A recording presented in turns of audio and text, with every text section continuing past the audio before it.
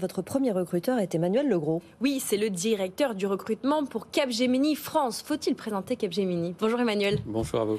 Capgemini, c'est un des plus gros cabinets évidemment de conseil et de transformation français. On va donner quelques chiffres pour faire le portrait de cette institution. 1967, date de naissance, du côté de Grenoble. Vous êtes présent dans beaucoup de villes en France, dans beaucoup de pays aussi, une cinquantaine. Et en France, on parle de presque 40 000 salariés. Et vous êtes avec nous pour recruter. Qu'est-ce qui explique vos besoins de main-d'œuvre et de cerveau dans le contexte actuel?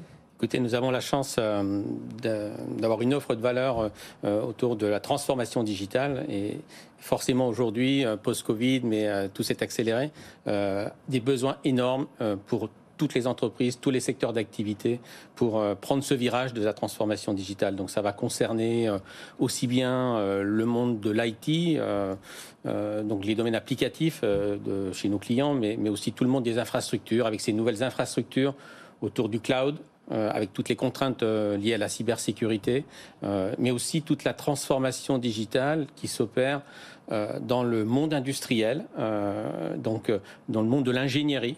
Et donc chez Capgemini, donc, on a la capacité à accompagner nos clients pour définir ces produits, ces services qui sont ceux que nous allons consommer dans les années à venir. Alors détaillez-nous quelques postes dont vous avez particulièrement besoin.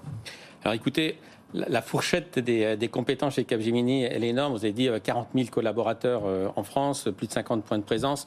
Donc on a trois gros piliers d'activité, encore une fois. Donc une première branche dans laquelle on est plutôt sur du conseil en stratégie au niveau des CXO, donc au niveau des décideurs chez nos clients. Là, on va recruter des consultants, grandes écoles qui vont porter ces messages et aider à réfléchir à ces transformations sur la durée. Quand on est dans le monde de l'IT, alors on va trouver des gens autour de la data et de l'IA, bien évidemment. Si on parle d'infrastructure, on parle de cloud, on parle de cybersécurité, on parle d'interconnexion entre tous ces systèmes. Et l'interconnexion aujourd'hui, c'est la 5G. 5G qu'on retrouve à la fois dans des usages quotidiens. On a tous un téléphone portable aujourd'hui, mais que l'on va utiliser demain de plus en plus dans les entreprises pour interconnecter les systèmes, pour interconnecter aussi les voitures, par exemple, pour avoir des systèmes autonomes communiquant dans les années à venir. Emmanuel, vous aviez un plan de recrutement pour 2022 très ambitieux, 9500 postes. Est-ce que vous avez recruté ces 9500 personnes? Écoutez, oui. On a fait ces 9500 et on a plutôt une projection fin d'année où on va targeter les 10 000 CDI. Donc ça fait de nous sans doute le premier recruteur de cadres en France, puisqu'on parle de recrutement en population cadre. Alors à ces 9 500, 10 000 recrutements CDI, à cela on ajoute 10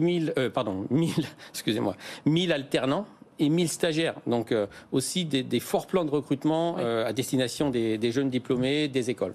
Quel va être l'objectif pour 2023 alors? L'objectif, écoutez, aujourd'hui, je crois que vous avez reçu notre PDG la semaine dernière qui parlait effectivement d'un ralentissement de l'activité, mais toujours d'une activité en croissance. Donc, je ne suis pas très inquiet sur nos capacités à recruter l'année prochaine. Je pense qu'on sera dans des volumes de recrutement qui seront très proches de ce que l'on a connu cette année. Comment on postule, Lorraine? Alors c'est très simple, ça se passe sur le site web de Capgemini. Vous avez entendu des profils de développeurs, de développeuses, d'architectes solutions autour des technologies du cloud et puis des profils de consultants, consultantes plus classiques. Tout ça se passe sur le site de Capgemini.